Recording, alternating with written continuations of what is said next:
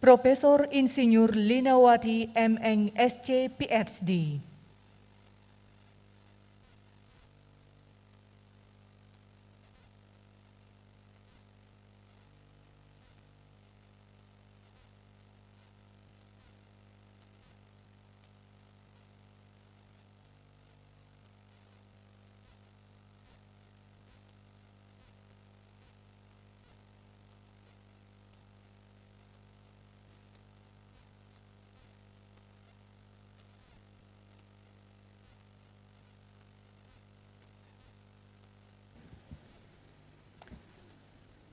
Om Swastiastu, selamat siang ya.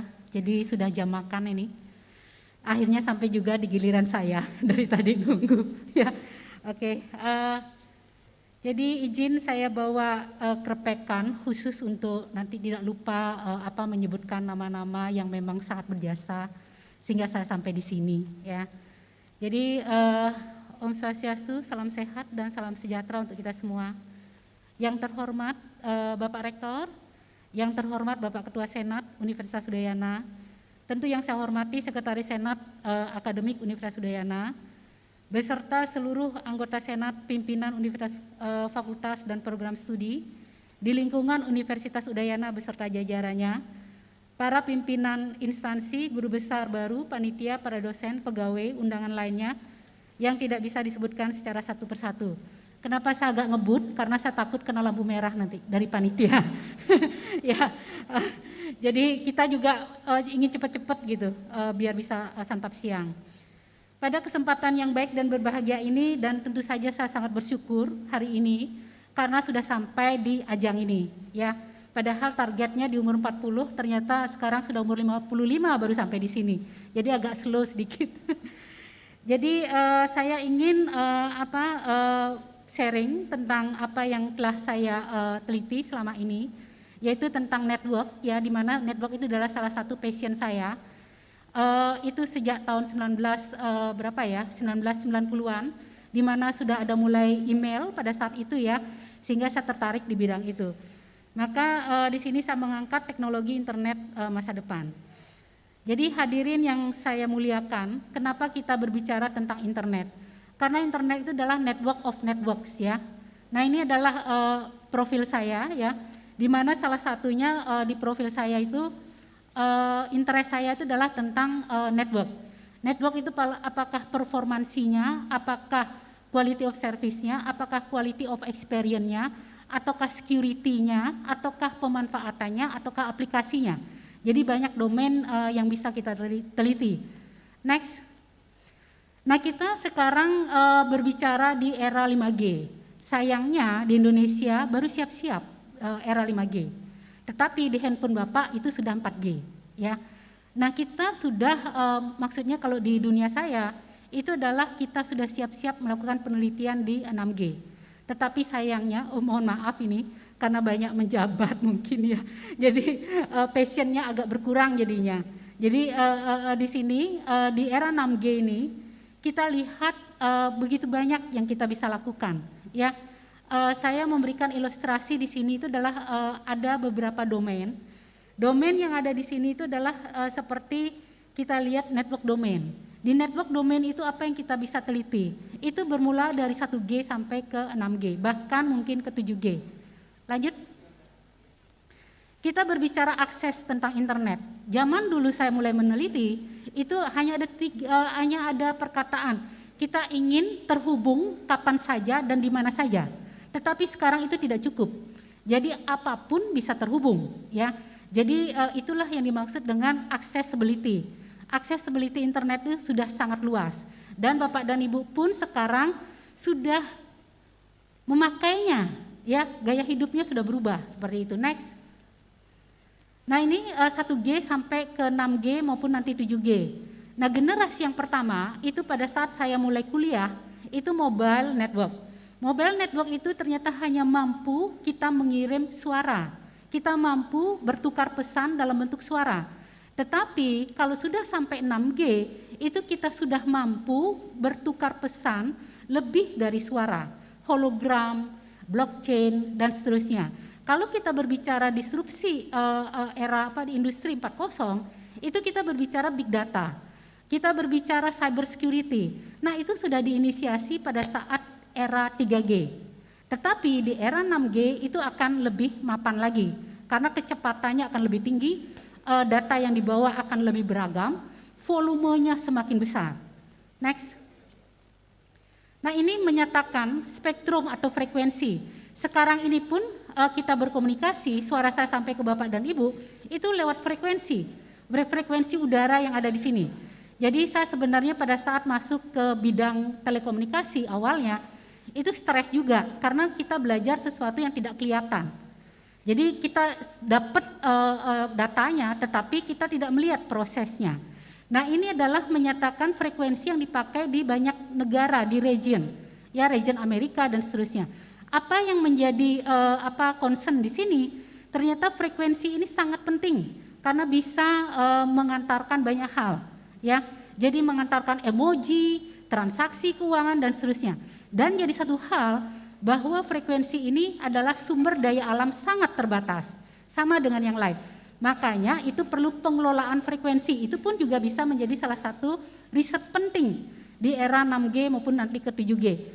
Dan sekarang contohnya pemerintah kan migrasi dari telekomunikasi dari TV analog menjadi TV digital. Karena apa? Karena keterbatasan frekuensi. Next. Nah, ini adalah model dari ITU-R, yaitu International Telecommunication Union. R-nya adalah Radio Communication Sector, di mana kita diperlihatkan domain-domain yang penting kalau kita nanti mengimplementasikan 5G ke atas. Apakah 5G, 6G, dan seterusnya. Sebelah kiri itu menunjukkan concern performansinya. Sebelah kanan itu adalah menunjukkan aplikasinya, ya. Jadi ini sudah dibayangkan modelnya seperti apa. Next. Tren teknologi ke depan seperti apa? Inilah passion untuk penelitian kami, ya. Jadi ada yang di situ tertulis sebentar saya tidak kelihatan ini. Blockchain, ya. Jadi blockchain di sini, kenapa blockchain menjadi penting ke depan? Karena dengan adanya blockchain itu adalah dasarnya cryptocurrency. Jadi kalau Bapak dan Ibu sekarang bermain uang kripto, ya, itu adalah fondasinya blockchain. Tetapi blockchain tidak sampai cukup di situ. Blockchain itu nanti akan menjadi transaksi keuangan, transaksi bisnis, transaksi akses dan proteksi untuk rekam medis, proteksi untuk aset yang sangat penting. Karena memang algoritmanya itu sangat protect begitu, ya. Nah, terus yang kedua itu adalah teknologi brain. Teknologi brain itu menyambung dengan yang Pak Prof Bidiada tadi. Kalau beliau membuat kaki bionik, gimana kaki bionik itu kita tempelkan, sarafnya kita dari otak itu bisa ada interface ke kakinya. Jadi itulah teknologi brain. Jadi di teknologi brain itu menyambungkan secara elektronik dari perintah otak ke ke benda-benda yang akan ditempelkan ke badan kita.